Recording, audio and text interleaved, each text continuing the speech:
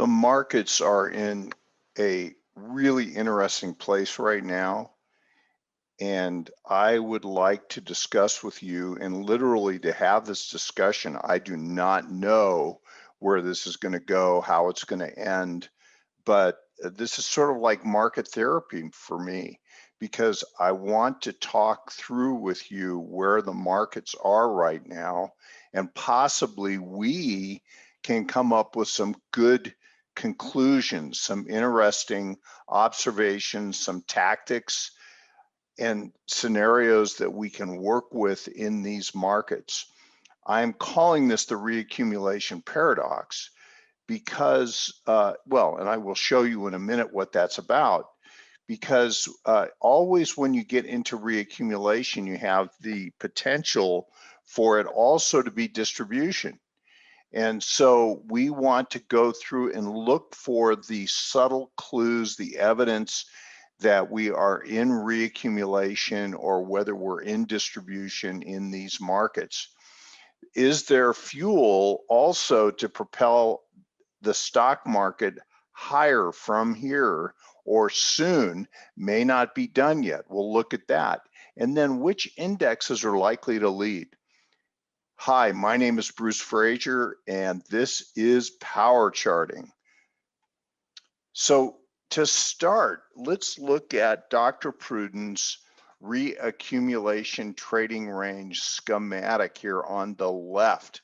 And you can see here that you'll have a large markup phase. This happens constantly in long-term uptrends and also intraday uptrends for that matter, where you'll have a market that will become overheated, overbought, will become climactic, and then will go into a reaccumulation trading range. So we can see here, buying climax, automatic reaction. We know the drill because we are the Wyckoff Nation, is that we draw resistance at the buying climax, we draw support at the automatic reaction. It becomes range bound in this area through here and is building a cause for the subsequent next move up. And with that, you see a cause built. We can count this cause with point and figure analysis, and there are attributes of reaccumulation that are different from distribution. We will often see real telltale signs of reaccumulation occurring as the maturation process of this trading range comes to its final conclusion. We're going to talk about that today. I want to just show you here on this chart. Notice the rising gradient of higher lows throughout here, and also the lower highs, which will often occur until you get to the conclusion where you get a sign of strength, jump across the creek, last point of support, which is maybe the most important clue that a new uptrend is beginning.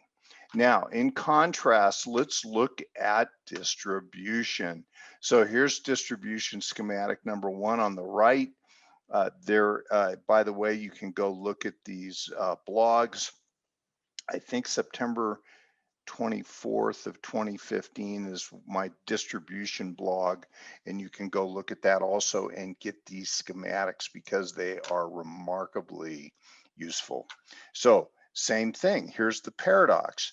Notice that in reaccumulation, when you pause an uptrend, you get a buying climax automatic reaction range bound condition. Here, you have the same thing, buying climax, automatic reaction, range bound condition, but this is the beginning of the attributes or the characteristics of distribution as they form. Main difference between these two schematics, and they're not the only two ways that distribution can form, but all distribution has commonalities and characteristics. And we look for the character in these phases A through E, where we look for certain things to happen to define these different phases. So here is the final testing phase in an upthrust after distribution right here. And then here is the last point of supply, which is a lower high in the schematic number 2. Both have the same effective character to them and importance. They just have a different look. Now, the difference with distribution is that the volatility becomes ever greater as you go through the distribution process. Volatility becomes greater, volume and volatility increases on the declines as you go through, in contrast to the reaccumulation here on the left, where we see the volatility generally and very subtly coming out of the reaccumulation area. So we can see that here. This is more of a declining gradient where there's just generally a diminishment of the ability to rally here in the last phase, the last point of supply. Okay, moving on. So, and here, okay, let's shift gears for just a second. I just want to show this to you, let you think about it. I have been fooling around with these two charts. This is gold compared to Bitcoin. Now, there's some big differences between these charts, but notice that they generally tend to have variations or contrast to each other, in that when during the time that Bitcoin was in a very large trading range in the sub 10,000 area, it was actually building a cause. We talk about accumulation, building a cause. It's exactly what was happening here. We've shown point and figures in the past of Bitcoin building this cause for an important move, and we've actually shown how that move was flagged and flagged the high here. And then look at this distribution. This is exactly what we're looking at. This could be an upthrust after distribution, and then a decline, last point of supply, and then it's just a huge breakdown that came very suddenly. Went from above 62,000 down to near 35,000. That was a really dramatic volatile decline. But notice also that the volatility increases here as you're going through. Classic attribute of distribution. So we talked about this in prior episodes, so you can go back and look at those, and I encourage you to really study this market because it's so interesting. Well, notice how gold and Bitcoin are really sort of trading in opposition to each other here, going back to 2019. So as Bitcoin is going sideways, building a cause, little sign of strength, it's much bigger on a vertical chart, and then a last point of support here sets up for a monster rally that's really a tenfold advance pretty much from the lows in Bitcoin. But look, the whole time that Bitcoin is range bound and just going sideways, building a cause, admittedly for a big move, gold is having a huge run up. Then here's our climax, automatic reaction, and then a correction. Now, the scale of these two moves is vastly different, but here is our downtrend in gold. These are, this is GLD as a proxy for gold. And then notice that into the area of the distribution for Bitcoin, gold finally has a climactic low, builds a cause for a rally, and has been rallying as Bitcoin's been declining. I simply want to show you this because you might find this interesting. Maybe I'll put this chart up in a blog, and then you can go ahead and just link into it and have it and follow it. But just an interesting contrast in the way these two very important markets are trading. Now, here's the S&P 500. 4-hour chart, intraday. We've been looking at this chart for a long time. I'm going to extend this out in a minute. But what I really want to show you that's so interesting is that we became overbought, and we actually have been using this chart for a long time, became overbought, threw over the channel, reverse use of trend lines, and here there was this 3 really important attempts to get above and accelerate above the channel line, the demand or the supply line, we would call this, and then it up thrusted this area and then see the volatility start to really come in. So the volatility has been quite important here in this decline in May. But one thing I want to point out is that this market in the S&P, this is through June 2nd, this market has been range bound, potentially reaccumulating since the middle or the second week of April. And so here we have this range bound condition, attempt to rally after becoming oversold here, testing this area, and a rally up. Well, notice that this rally is a rally of poor quality. So this rally has an initial thrust and then starts to just flatten out, has no more oomph, no more really good demands, big volume bar here, which does not propel the index higher. And now it's just going sideways here. Now this is through the second. So is it possible that we're building a cause here for a more important decline? Well, this is why I'm having this discussion with you, because like I said, I really do need to talk this through with you. We love to have these conversations in the classroom, and I wish we could be in the classroom together to do this, but I do get lots of really good feedback from you, and I'm so grateful to you for that. And so here you can see the channel going back to November. So this channel has been really defining the upward trend in the S&P cash since November. Here in April was the beginning of this range bound condition. And now here we are. This is with today's trading, which was kind of an interesting day. But you can see here that we're not that far from the bottom of the channel again.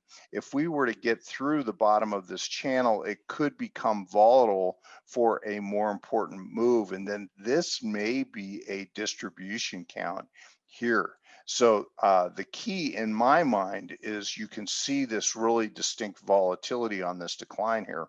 Very important period here in the second week of May.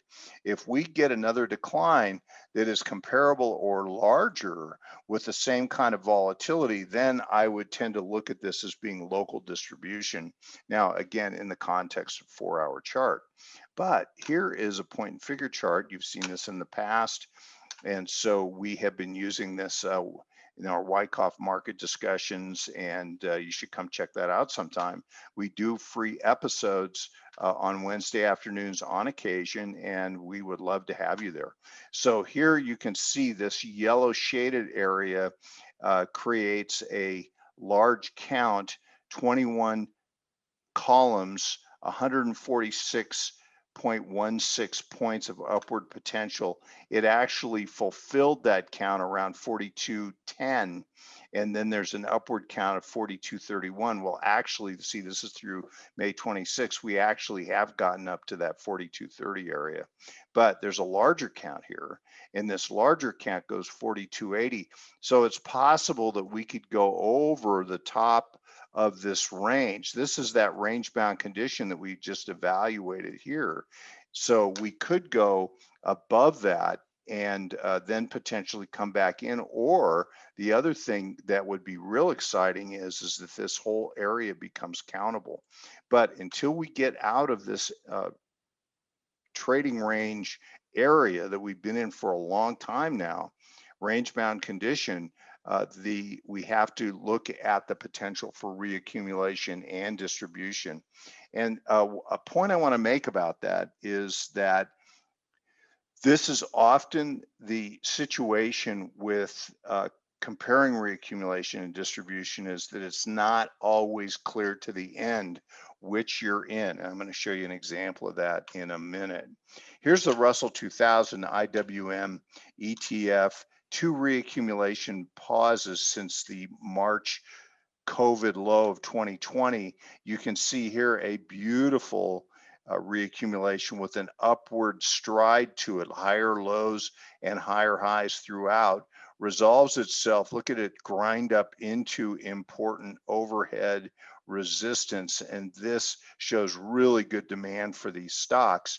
I call them small cap value stocks, and so they are in a position here to start to have a really good rally. Well, look at this new reaccumulation, which goes back literally to early February. So range bound condition. The thing I'd like to point out, here's the upward stride. We have broken the upward stride here in this area, but look at the tails that we have in the weekly. This is weekly bars, and you can see the tails, which shows that there are good bids around the area of support. Very interesting. Russell 2000 has been in a relative strength decline since 2018 and even before that. So you can see, as defined by this red downward arrow, that there's been underperformance. Institutions will tend to stay away when you have long-term underperformance on a relative strength basis of a stock or an index to the S&P in this case, which is my default. I look at that all the time. Notice here, really strong advance, really good advance in the relative strength since October, completing a relative strength base. Well, now we're pulling back. First important pullback, really, and then we are to the long-term moving average. So this long-term moving average is very close to being touched. I often look at this or use it as a point to start to add to or build positions in the instrument that I'm trading here. So that would be the case with IWM. Now let's zoom into the daily. So here we're getting into the reaccumulation versus distribution paradox. And so you can see, I'm going to move. I have a little thing here you can't see that I'm moving out of the way so I can see my notes. Building a cause. Is this a last point of supply? This is the part I really want to talk out with you. Is this a last point of supply, or is this going to result in a sign of strength? This is not a sign of strength yet. It's just run up to the resistances defined by the buying climax all the way back in February. Look at how this is so important. Look at this beautiful buying climax, gaps, acceleration of the trend, and then exhaustion, very large decline. The most important decline in the Russell going back to September of last year. So range bound state, lower highs throughout, but also higher lows. Remember, that's one of the characteristics of our reaccumulation structure. So this is very encouraging. Now, what about the volatility? Volatility in this decline is high. The volatility in this decline is, I would argue, even higher because it declines precipitously, quickly, and on very high volume. So still range bound. Now an attempt to secondary test, touches the resistance line again. Absolutely beautiful. This decline's important because it is diminished in the extent. It takes longer to do it than this one. So that's a small but important clue. And also notice the volume into the ultimate lows. The volume comes right on the low couple of days where it gets close to the upward trending channel, the demand line, and then it starts to rally. So that really high volume, even though there's supply in there, there's really good demand that's able to produce a low and then a rally. Well, so far this rally is not great, but it's persistent. And here's the important thing. There is supply over the top. That's the reason that we have a range bound state, is because there's supply in here, and the supply is being absorbed, we would say, by the composite operator as he prepares for another advance. So what we would need to see is a rally and a backup that would suggest that we have a sign of strength and an inability to be able to decline again. I think this is constructive. And so we will look at this now. Here is a point and figure. Remember, the running Reaccumulation we just looked at, well, I just took a quick count of that. Look at this, 200 to 218 went right into the middle of that zone where our range-bound state has formed. And now here, now this may be unfinished. It may grow larger. We think that there's a good chance it's reaccumulation. It's acting like it so far. This so far generates a count 268, 280 could become larger. And so we would expect this trend to continue, and actually look at how it's accelerating. So normal reaccumulations along the way are what we expect in a good uptrend. Now let's look at the Qs for a minute. And so I hope this is helping you as much as it's helping me, because reaccumulations are periods of have attributes of vagueness in them. And also the other thing is that you can have reaccumulation in one market, distribution in another market. Here is the Nasdaq 100 QQQ ETF. And so very important index. Look at this range bound condition here. This range bound condition is from September, buying climax. We documented it at the time. We documented the buying climax and the trading range. Well, this area here, look at the hinge type action, lower highs, higher lows, range bound all the way into late November. And then something really important happens in early November is that you have an important jump. Look at this jump. Notice how dynamic this rally phase is compared to the prior one. Each one of these declines is smaller and less volatile with less volume than the prior, which is a classic attribute of reaccumulation. So we have this really great jump with gaps to the top of the hinge, and then a consolidation, a tight little consolidation at the hinge with diminishing volume as it's going sideways. This oftentimes is all the evidence that we get of absorption at the end conclusion of reaccumulation, the beginning of an important uptrend. And we did have a very important uptrend here. So another buying climax, huge reaction. This reaction is every bit as large as this one. And then a range bound state through here, preliminary supply. Now, it's possible that we could argue the automatic reaction should be at this low. This is the secondary test. This would be something we would talk about in the classroom. Notice this attempt to test, automatic reaction test, run up. This is up thrusting the highs here. Very high volume on this first decline, pretty high volume in here, which says that there's some supply, even as it's going up.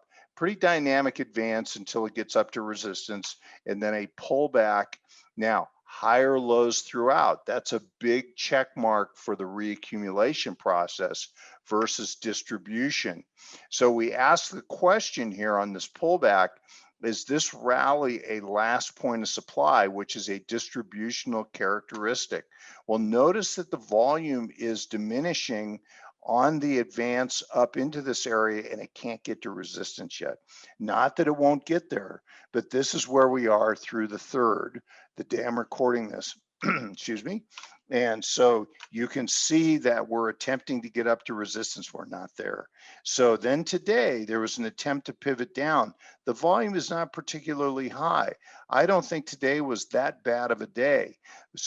So what we would really be looking for would be the volatility increasing on the way down as it attempts to get to support here or here.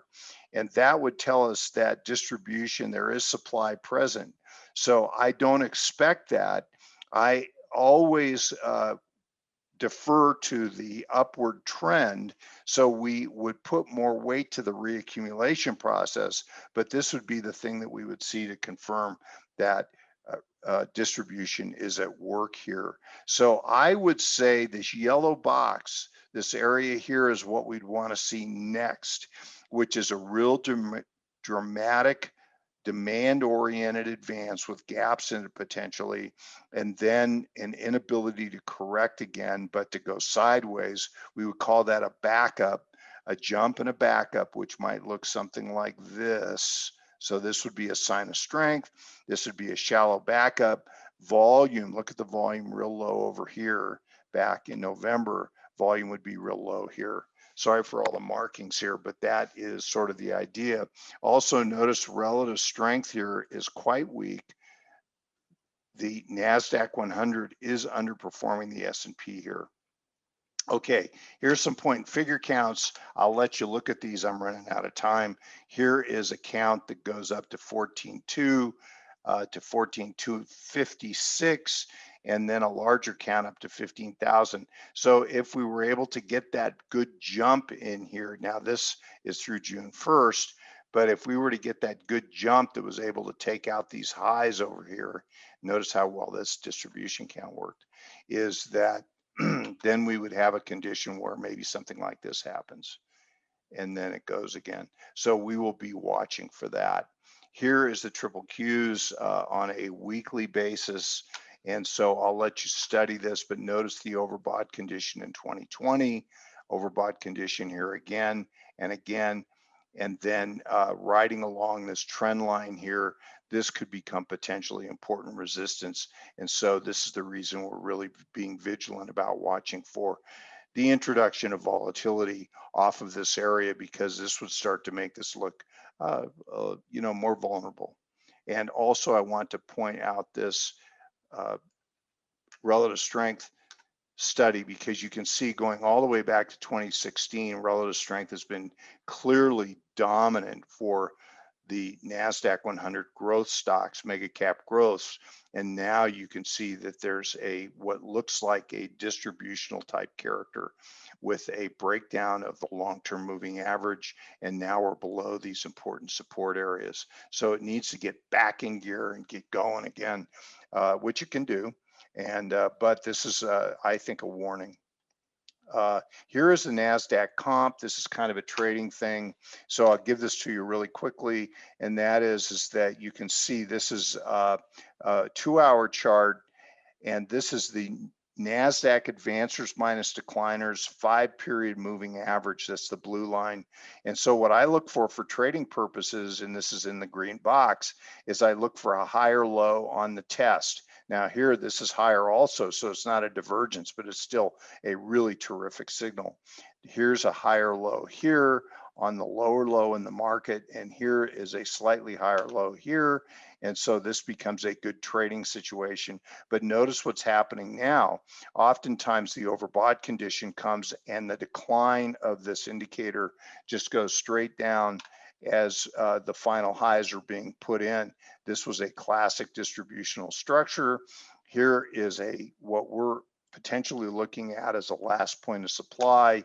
Notice how this is really turned down. So we would now need to see an oversold low and a higher low to indicate that this wants to put in a good bottom and then start to rally again. So here's really going to be our final charts. Semiconductor ETF, you can see here, throw over, look at this big range bound condition on the weekly chart here, and now it's flirting with the bottom of the channel. And so it's range bound. Semiconductors are so interesting because there's real winners and losers here in the index. But look at this long-term uptrend in the relative strength. It's back down to the rising long-term moving average as it approaches the oversold condition of the trend channel. This could be an interesting place to be trading semiconductors, but you're really going to have to pick them here because it's not a market that has lots of winners. It's sort of a mixed bag. So, okay. And so we're out of time here. I'll leave this chart for you to look at and we'll come back to it next week. And with that, thanks so much for being here and we'll see you next time.